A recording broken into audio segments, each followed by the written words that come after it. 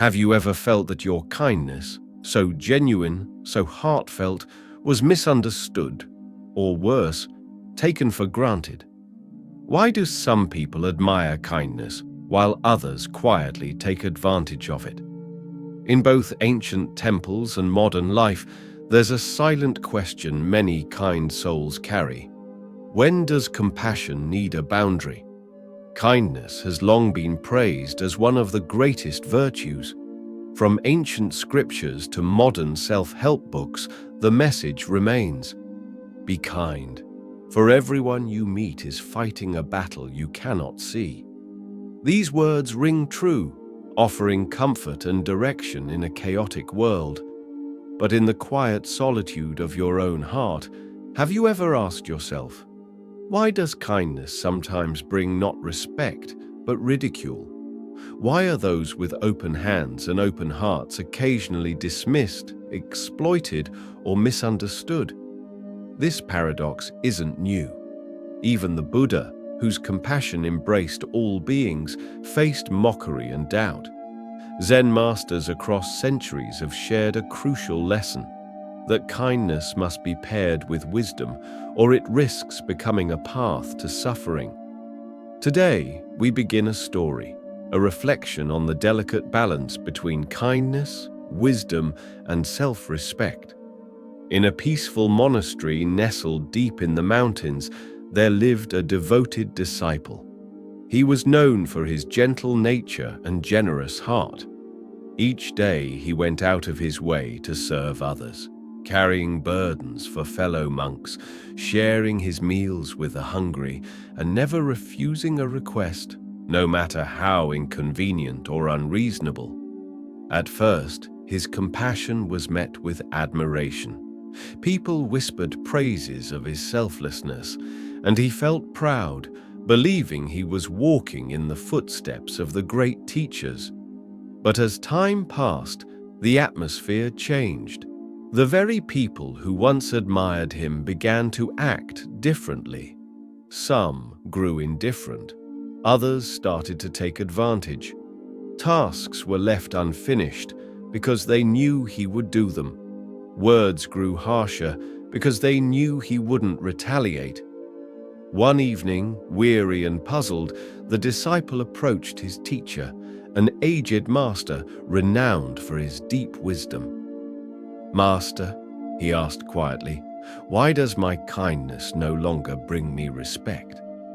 I thought I was practicing true compassion, but now I feel invisible." The old master looked at him with kind eyes and said gently, "Let me tell you a story." The master's gentle story about the river had planted a seed of thought. The disciple listened carefully, still reflecting on the parable as the master continued with deeper teachings. "You see," the master said softly, "understanding the nature of people and the world is essential if you wish to walk the path of compassion with clarity." He paused for a moment, then added, "People, my dear student, are like mirrors. They reflect not who you truly are, but how they perceive you. When kindness is offered freely, without discernment, one person may see it as noble, while another may interpret it as weakness." The disciple furrowed his brow, thinking aloud, "Are you saying I should stop being kind?" The master shook his head with a knowing smile. I'm saying, stop being indiscriminately kind. There's a vast difference." He leaned forward, his voice calm but firm. "There is a Zen teaching that says, when helping others, do not lose yourself. True kindness uplifts. It does not empty you. When your giving diminishes your spirit, it ceases to be kindness. It becomes self-sacrifice, and that creates imbalance." The master then shared an ancient teaching rooted in the philosophy of yin and yang, the natural balance of opposing yet complementary forces. "Kindness," he explained, "is like yin, gentle, soft, nurturing. But to be complete, It must be balanced with yang, strength, boundaries, firmness. If kindness stands alone without strength, it can become weakness. But if strength exists without compassion, it becomes cruelty. The key to a life of harmony is balance. The disciple listened intently, then asked, "How can I find that balance within myself?" The master answered with clarity, "Through mindful action." Before you help, pause and ask, "Is this kindness coming from inner strength or from a need to be accepted? Am I empowering someone, or am I enabling their irresponsibility?" He added, "Real kindness lifts both the one who gives and the one who receives." The next morning, the master gave his student a new challenge. "Go down into the village," he said. "Offer help where it is needed, but this time do it with awareness. Observe how others respond and how you feel. Then come back and share what you've learned." The disciple bowed and set off. As usual, he began offering help freely, saying yes to every request. But now he observed more closely. Some villagers accepted his kindness with sincere gratitude. Others, however, expected more, treating his generosity as if it were an obligation. Then, remembering the master's words, he decided to try something different. When a request felt unreasonable or disrespectful, he declined, calmly, politely, without guilt. To his surprise, some villagers respected him more for it. They no longer saw him as someone to take advantage of, but as an equal, someone with self-worth. Others, however, became upset. Their anger wasn't rooted in any harm he caused, but in their loss of control over him. And in that moment, the disciple understood something powerful. What he learned that day would forever shape his view of kindness, and it begins with looking within. The disciple's journey into the village had opened his eyes. He realized that kindness without awareness could lead to misunderstanding, and that true compassion needed something more: boundaries.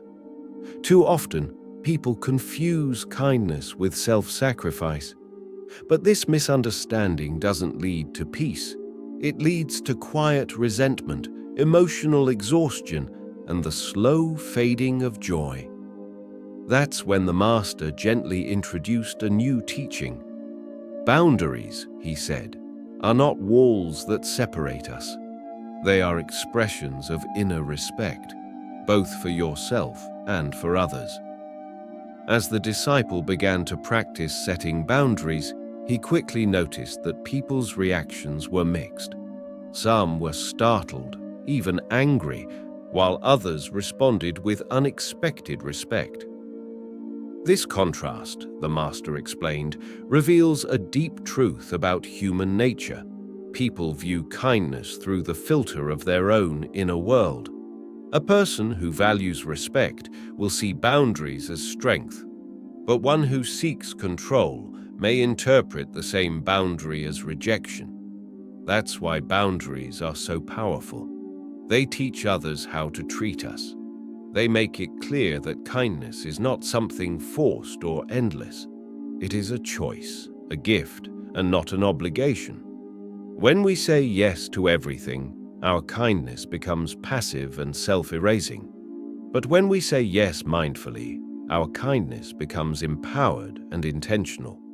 The master continued, "In Buddhist philosophy, balance is everything. Even giving must be balanced with receiving. Kindness that only flows outward without ever being replenished becomes unsustainable, like a river that keeps giving water without being nourished at its source. Eventually, it dries up." The disciple learned that to truly uplift others, he could not drain himself. He needed to honor his own energy and well-being. When he did, the support he offered became deeper, more present, and more meaningful. This balance begins with mindfulness. Before offering help, Pause and ask, am I giving from a place of fullness or from depletion? Is this kindness serving harmony or quietly encouraging dependence? When kindness uplifts both the giver and the receiver, it creates a space for mutual growth, and that is when it becomes truly powerful. Another essential lesson from the Master was this: compassion must be free from attachment. In Zen, the Buddha taught that even clinging to noble outcomes can bring suffering. The disciples' early kindness had been deeply tied to a hope for harmony, approval, and positive reactions. So when those expectations weren't met, he felt hurt and disrespected. Through the Master's guidance, he began to let go. He no longer sought applause or recognition. He stopped needing his kindness to be repaid. And in doing so, he discovered something rare and beautiful. When you let go of expectations, your kindness becomes pure, an expression of your true self. Even when others dismissed or misunderstood his actions, he remained at peace, because his intentions were no longer tethered to their reactions. In Zen, this is the strength of softness. Water is soft, the Master said, yet it carves through mountains. Its power lies in its patience. Kindness, too, can be powerful when it flows from self-awareness and quiet strength. The disciple realized that saying no did not weaken his compassion, it deepened it. It made his kindness more focused, more sustainable, and more true. This is a principle that applies to all corners of life: relationships, work, family, and community. Kindness should never lead to pity or exploitation. It should spark respect. It should create harmony, both within and without. In the stillness of his thoughts, the disciple finally saw it. The transformation he sought wasn't in how others treated him. It was in how he treated himself. His earlier suffering was not because kindness was flawed, but because his approach lacked balance. When he aligned his actions with wisdom and self-respect, everything began to shift, starting from within. The disciple's inner shift marked a turning point. He had discovered that kindness, when rooted in wisdom, becomes a force of balance and quiet strength. But how do we take such a deep lesson and bring it into our daily lives? The truth is, life will always present us with the paradox of kindness. There will be times when your compassion is embraced, and other times when it is questioned or taken for granted. Yet each of these moments is an opportunity to grow. Through mindfulness, we learn to meet these challenges not with frustration, but with grace. We turn obstacles into stepping stones, transforming every test into a chance for deeper awareness. So, how can we begin to live these teachings in our everyday lives? Here are 5 mindful practices to help integrate kindness, wisdom, and self-respect into your daily rhythm. 1. Pause and reflect before offering kindness. Before you say yes, take a breath. Ask yourself gently, is this kindness arising from genuine compassion or from a hidden fear of being rejected or unloved? When you act with mindful intention, your kindness becomes balanced, thoughtful, and true. 2. Set boundaries with love. Boundaries are not barriers. They're bridges that connect us through mutual respect. Learn to say no kindly, without guilt. Honoring your own limits is not unkind. It's a deep form of self-care and honest communication. 3. Practice compassion without attachment. Let go of needing approval or praise. True kindness is not a transaction, it's a gift. When we expect nothing in return, our compassion becomes lighter, purer, and free. 4. Balance giving and receiving. Compassion should never drain you. Just as you nurture others, allow yourself to be nurtured. A heart that is always giving, yet never replenished, cannot sustain its light. Self-care is not selfish, it is sacred. 5. Embody both softness and strength. Let your kindness be like water, gentle in touch, but powerful in motion. Know when to bend and when to stand firm. Strength does not cancel out softness. In fact, the two together create harmony that resonates from within. The disciple's path is not unlike our own. We all encounter moments when our kindness is overlooked or misunderstood. But these are not failures, they are invitations. Invitations to refine our intentions, strengthen our self-respect, and deepen our practice. In the quiet of the monastery, the master offered one final teaching. A tree that bends with the wind does not break, but a tree that bends too much will lose its roots. So let your kindness bend with life, but never let it sever the roots of your self-worth, your clarity, your inner wisdom. In that balance lies the true power of compassion. Thank you for walking this journey with us.